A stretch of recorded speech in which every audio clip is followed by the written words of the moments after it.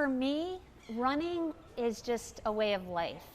For Rosemary Maxfield, lacing up her favorite pair of sneakers and hitting the road has always been therapeutic. I love how I feel. The endorphins go up. I feel happier. I have the best ideas when I run.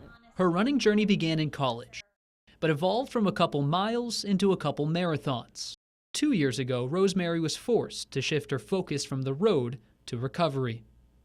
I come to find out in December, I had stage 4 melanoma, and somehow it went from my skin into my bloodstream. For most, a death sentence. Only 15 to 20% of people live more than 5 years after receiving that diagnosis.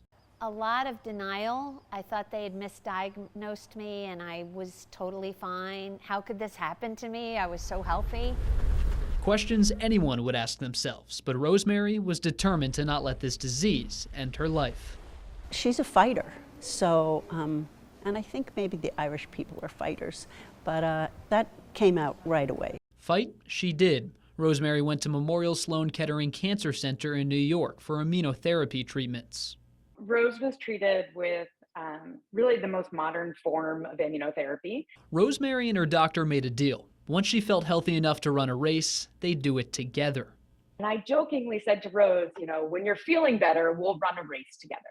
Thinking like a normal human, we would run a 5K to raise money for melanoma research. But this wasn't your casual jog.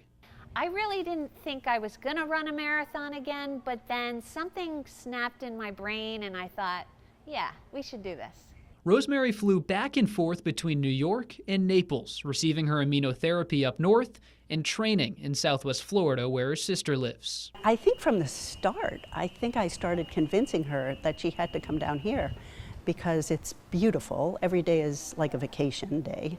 Then, in November 2021, in the middle of her cancer fight, Rosemary and Dr. Bedoff Warner ran the New York Marathon together. We ran the first about 2 miles together, and then I told her to go on up ahead.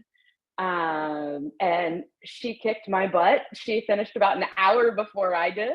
And I'm sure was showered by the time I crossed the finish line. Just this past April, a PET scan revealed Rosemary had no evidence of disease.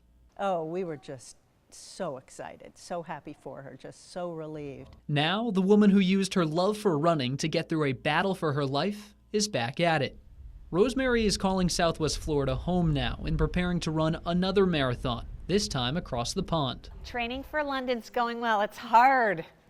I think the expectations are higher now because I've already run one marathon. Rosemary Maxfield turned a college passion into a cancer-beating motivator. It is a wonderful tool to keep you sane through a horrible time. Reporting in Naples, Jaron May, NBC2.